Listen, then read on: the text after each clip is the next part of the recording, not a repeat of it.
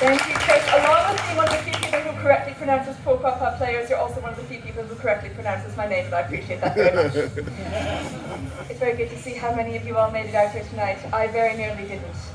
Because in a dark, rainy and cold evening like tonight, all I want to do is recline on a chaise longue, murmuring things like, my heart aches and a drowsy numbness pains my sense as though of hemlock I had drunk. But then I remembered I had to be here, and funny. And I also remembered that I don't own a chaise longue. And also I'm not, strictly speaking, a 19th century gentleman who has nothing better to do than recline on a piece of furniture that I don't even own. So,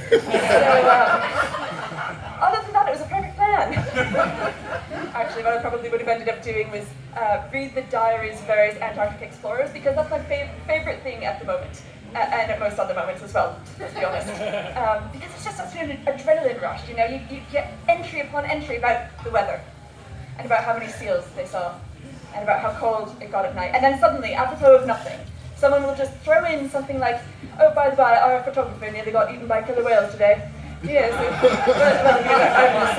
was very unfortunate. He was, just taking photographs as you do, and the whales are bashing about the floes near him, trying to slide him into their gaping mouths, but he's all right. Rock collecting continues as normal. Leave you with the impression that nearly being devoured by creatures of the deep is a perfectly ordinary occurrence in the life of a photographer, which actually, given the photographers that I've known, actually might be true. But the one that I'm currently reading has this to say about the prospect of being trapped in an ice cave with his companions for months on end. The outlook is not very cheerful. If that upper lip were any stiffer, sir, we could serve it over ice in a highball glass of Ritz. And all of this took place at this spot that's now called Inexpressible Island, which is the stiff upper lip way of saying, yeah, the British Hydrographical Office hasn't yet warmed to the idea of putting expletives on their very official maps. Antarctic maps are fun that way, actually. You go from Desperation Bay to Exasperation Inlet, and then a little further up, general sense of malaise and all-round lethargy sound. Very powerful.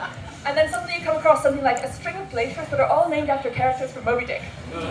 Because apparently while everyone else in the crew was having a perfectly ghastly time, one person was just really enjoying their book. I find that reassuring. Actually, I find maps generally kind of reassuring. Not really, it kind of goes beyond any practical purpose that they might serve. It's really just more about having a map. And I'm talking about paper maps here, like the physical object. You know, if you want actual directions, fine, go to Google Maps. But if you want comfort, you need a paper map that you can look at wisely, and then nod sagely, and then roll it up and stick it in your sleeve and go, yes, I looked at the map. I don't know if it actually did me any good, because as far as I can tell, it's of a fictional place. But I looked at it. And yeah, that's really what one gets out of maps. It's just less scary to be lost with a map than lost without a map. And I have tested this theory on multiple occasions myself. Usually in situations where nobody actually wants me to test the theory, and this is why they're now reluctant to entrust me with navigation on long journeys. But I can assure you that it's true. And I was doing this just the other day, because I don't know if any of you have noticed, how many people here are students, or have been students at MUN, or are familiar with all of the MUN campus? Yeah, maps just don't work there. Nope. Or on any university campus. I don't know what it is. It might be a curse. I'm looking into it. But I was trying to apply for a grant. And to apply for a grant, you have to go see the grant officer, and to find the grant officer, you have to find the grant office, and to do that, you have to wander around aimlessly until you just randomly bump into the thing you're looking for, apparently. I was naive enough to think that, oh yeah, once I have the number of the grant office, I can just blithely go off on my own. Oh no, I had to trundle down one corridor where the numbers didn't make any sense, trundle down a second corridor where the numbers ran out, and then wander around and around the corridors until finally I unlocked it. The secret other corridor is usually only visible at the 7th flood tide of the full moon in a year ending with 7. But there it was before me. And at this point I was pretty far down the labyrinth. I was fairly certain that I wasn't going to get out without fighting a minotaur first. But then I was wait, because there it was before me, the grant office, closed. And now if I had a map, I could have found some consolation in writing in the margins there, something like, the way is shut. It was made by those who are mad, and the mad keep it. The way is shut. But I suppose I just had to kind of wander off or deflate it. And I didn't have a a ball of thread that I could unspool and thus find my way out. I had to just pick up the straggled strings of my unraveling patience. I'm quite lost both physically and metaphorically, which is terrible. And if there are any stray English literature students running around here tonight, my best advice to you is if you're looking for a really potent image for like confusion and fear, the Arts and Administration building awaits. My working theory right now is that upon graduation, I will be issued with a map, just as a sort of initiation gift. I'm really looking forward to the day when I graduate and all of this suddenly makes sense.